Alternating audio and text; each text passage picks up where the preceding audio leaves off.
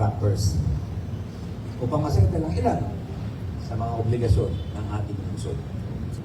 Ang tagumpay na ito ay mahalaga dahil naiwasan natin na tuluyang malumpok at bumagsak ang financial status ng City of Manila. Marami pa po tayong dapat nakaharapin na pagsubok.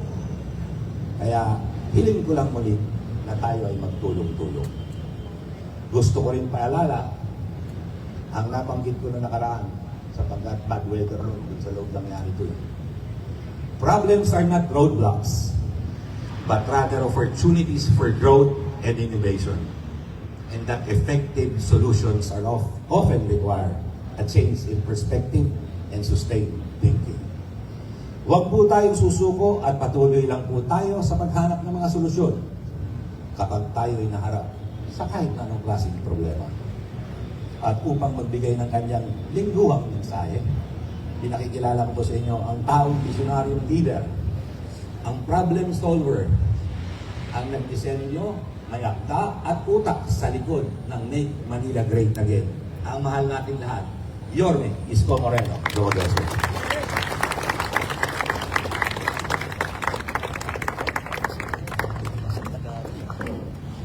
Thank you, Mr. City Administrator Attorney Wardy Quintos. Palakpakan natin ang buong City Administrator's Office.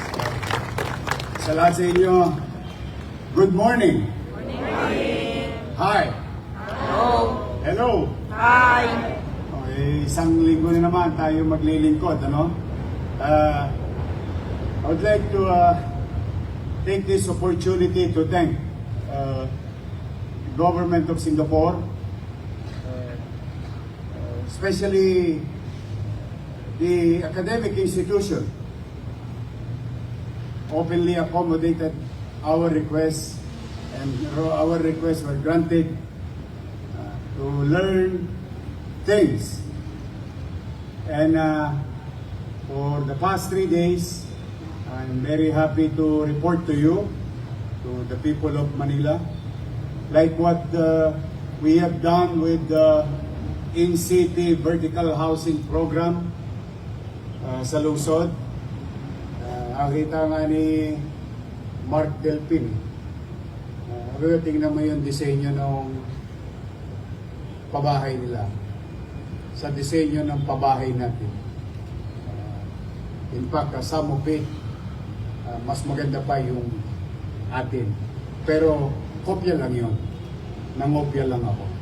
And we are going to continue that goal to provide decent housing, masisilungan, disenteng, tahanan, at pagbibigay ng dignidad sa pamilyang walang pag-aaring bahay. And some of you benefited from it also. Sabi nga natin, kung mabuti tayo sa kapitbahay natin, kailangan mabuti rin tayo sa loob ng bahay natin. I'm happy, I would like to congratulate some of you who benefited from the program. But with that study, I have learned that I think we are in the right track on creating more open green space. They are building so much open green space for the next generation. So we are on the right track on putting more open green space in our city. I've learned why most, if not all, Singaporeans, especially the young ones, are able to find jobs after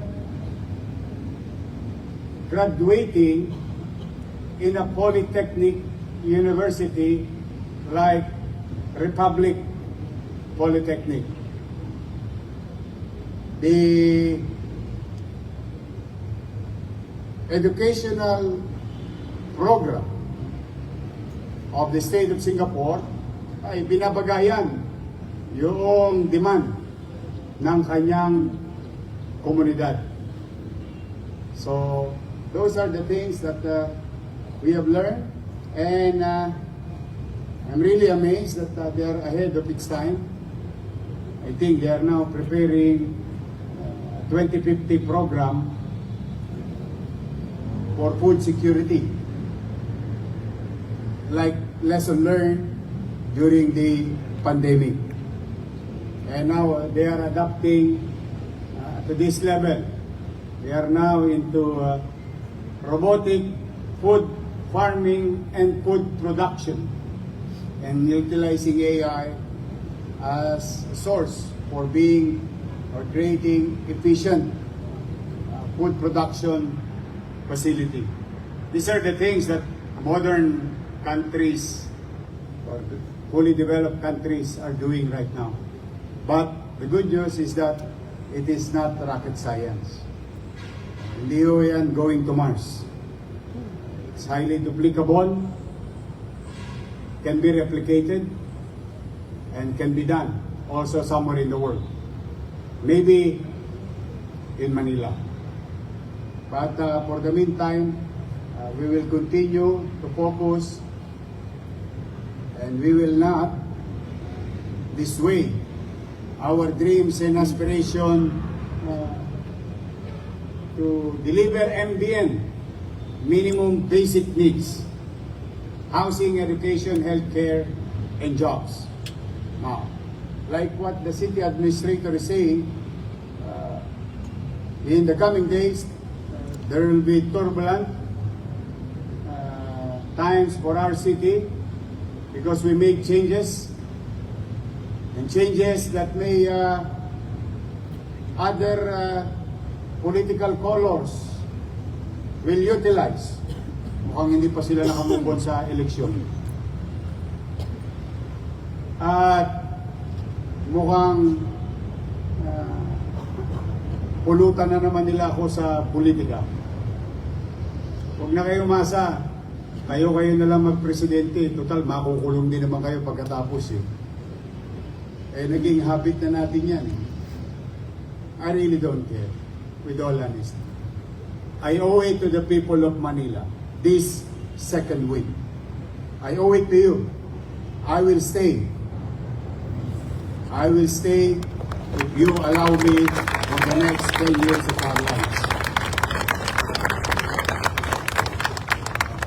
Huwag din ako isama dyan sa mudslinging competition ninyo. Hayaan ko na kayong manalo.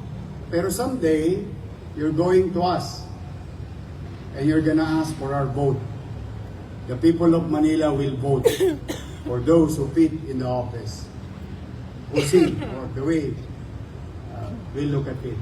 But for the meantime, sabi ko paulit-ulit, hindi madali itong second term na to. Nalulungkot lang ako sa mga ibang politiko pagpalundagin. Who doesn't know and decide and choose hard decision. And in leadership, sometimes you have to bite the bullet. Maasim man ang suka, kailangan mong inumin. And leaders should be in front, not behind.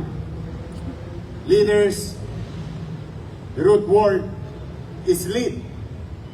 Lead, normally, ang pinakamadali na ibig sabihin nun, ikaw ang nasa unahan. Hindi ka nagtatago sa takot mong ma-re-elect o sa takot mong ma-elect. Because decisions should be made. Decisions must be done. And hard decisions, ang pinakamadali sa pagiging leader ay yung Miss Congeniality, pang Miss Universe. Wala kang gawin, wala kang kaaway. Pero wala ring serbisyo. At nakita niyo yan. Nakita niyo yan, if you are a passive leader, no work will be done. And I'm happy.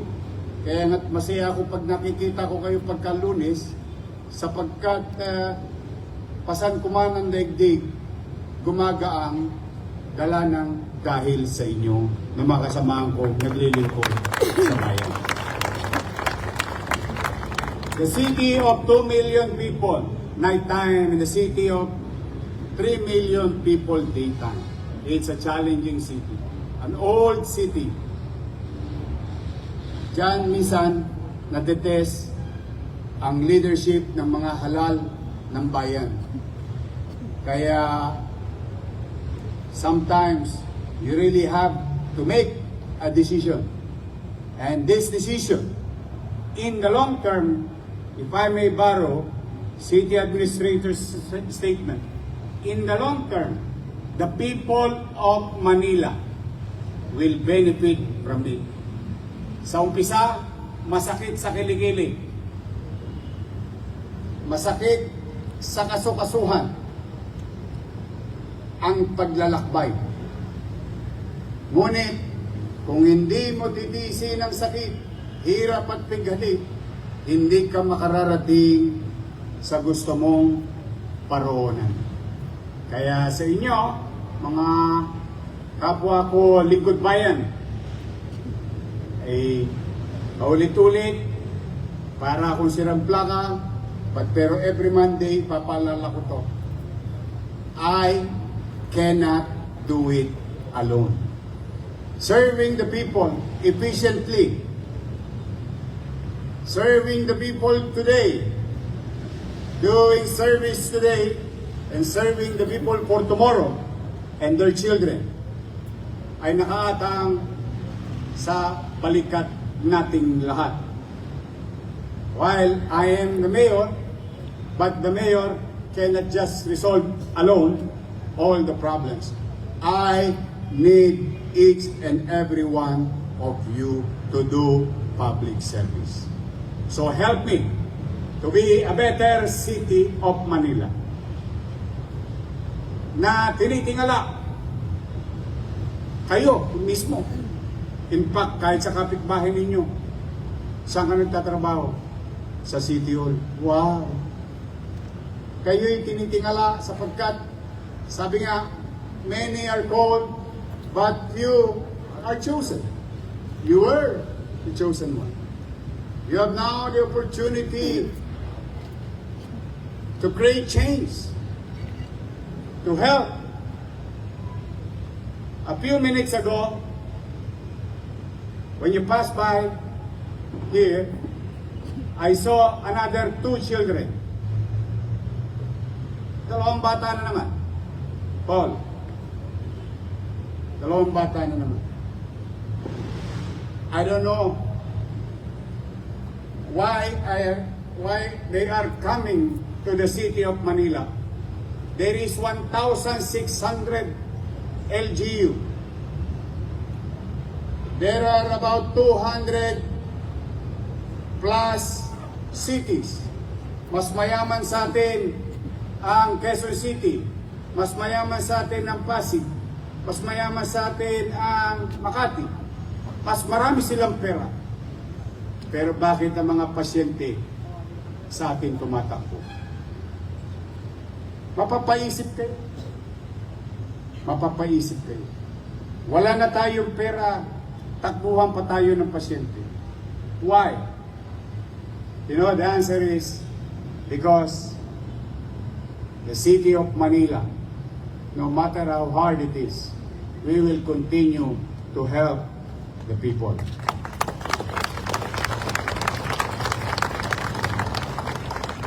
As we speak, there are kids now in the operating room. Hopefully that God will bless them. At mabuhay sila sa kanilang transport. You did that. Ako lang ang tulay. Salamat sa taxpayers of the city of Manila. This is where their money is going. To provide better healthcare, to provide financial assistance to those lives are being threatened by dreadful disease and life-threatening situation. Di baling mawala ang pera. Di baling gumastos ako ng milyon-milyon. Sa'yo. Sa'yo. Sa'yo. Mabuhay ka lang. Ang pera ay mawawala. Ngunit darating muli. Pag ang buhay nawala, hindi ko kayang ibalik yun. These are the things na lagi niyong ilalagay sa inyong puso, sa inyong isipan. Magbubuti tayo. Pahabain natin ang kamay natin. Aakapin natin ang kaya nating akapin. Iraraos natin ang dapat nating iraos. Of all these things, all the problems, ay pinakikiusap ko naman sa inyo. Kaya itutugunan ko, kakarapin ko. I will bear responsibility. Nobody is to blame. Especially yung mga mahihinang loob na madaling lumundag. I bear full responsibility of actions going to be taken by the city to resolve problem. Real problem with real solution. And real solution sometimes bitter. Okay lang ang bitter kapag kinakain mo ay ang palaya. Maganda yan sa diabetes. Sa buhay, hindi yan maganda. Kaya sa inyo, ang pinakikiusap ko muli, ay tulungan ninyo ako. Tulungan ninyo akong maglingkod ng maayos sa ating mamamayan. Wala ko ibang inihiling sa inyo. Let me handle all those problems. Pero sa inyo, sa bawat isa sa inyo, paulit-ulit, I cannot do this alone. It would be better if you are with me all the way doing service to our people. So, pumanatag kayo. Makakaraos-raos din tayo. Nakaraos nga tayo. Alam nyo, bilang panghuli, may ipagtatapat ako sa inyo. Ipinagpasinungaling ko ito. Kaya pagka minsan nakukonsensya ako pagka binabasa ko yung isang talata dito. Tingnan po ninyo. Meron po dyan. Ang taong matalino ay maingat sa bawat sabihin at marunong maglihim ng dapat ipaglihim. Sabi doon sa kartilya. Ako'y magtatapat naman sa inyo na. Total, tapos na eh. Ang maganda kasi, magkwento pag hindi nyo naramdaman yung problema. Tapos na-resolve ng parang wala lang. Bilang panghuli, I have to be honest. I don't want you to be in the dark. I lied last year.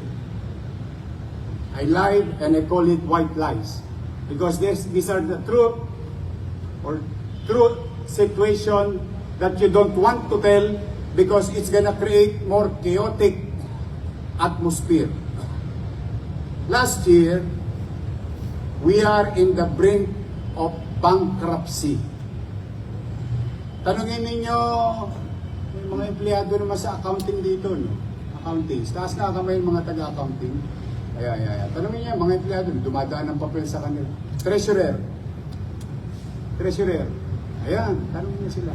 Ipagpasinungaling niyo yung yung ipinagsinungaling ko. We are in the brink of bankruptcy. With all honesty. I kept my mouth shut. Focus. I just reminded who did what, but I focus on resolving the problem.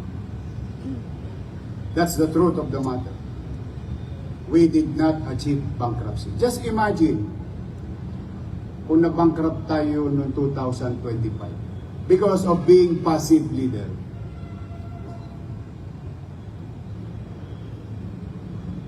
That's the bad effect of not making decisions. But, hindi nyo napasin, madalas kong sabihin noon, salamat sa Diyos, may awa ang Diyos. makakaraos tayo. O hindi ba nakaraos tayo? Siksik-liglig nga tayo ng Pasko. Nakalain mo yun? Because hard decisions were made. Hard decisions were made. Totoo yung sinabi ni City Administrator. Kahit 2022 pa, kahit 2023, habulin mo yung mga yan, magbayad sila ng buwis. Karaos tayo.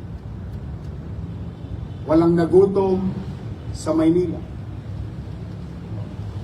Ngayon, parang sinusubok na naman tayo. Hindi naman ako nagpubli. Sabi ko noong Enero, it's gonna be a turbulent year for us.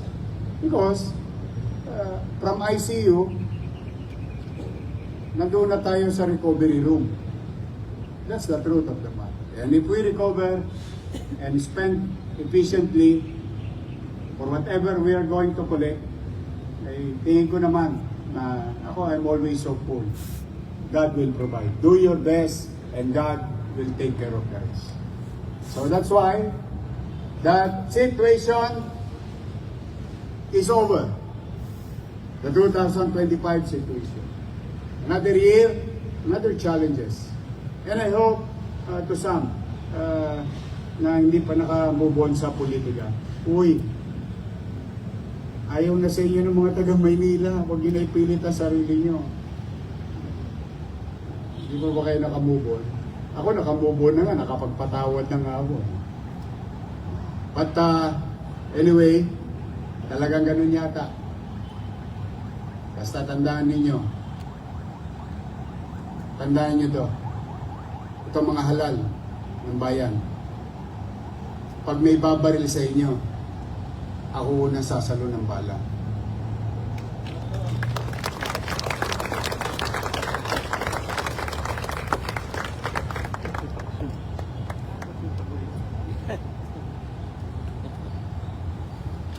And that defines leadership. And that separates a general and a soldier. To each and every one of you, I am grateful. To DPS, maglinis kayo ng basura ng Maynila. You have to make it clean. Because sanitation is costly. Ang pagkakasakit, mas mahal. But we will continue to better our healthcare facility. So muli, sa inyong lahat na nandito, isang linggo na puno ng pag-asa. Isang linggo ng pagkakataong makapaglingkod sa kapwa. Ang sarap ng trabaho natin. Nakapagpababago ka na ng buhay ng tao, nakatutulong ka na sa kapwa, umulat, bumagyo, magkaroon ng dilubyo, aking siya 30, may sweldo ka. Hindi ba masarap na trabaho yun?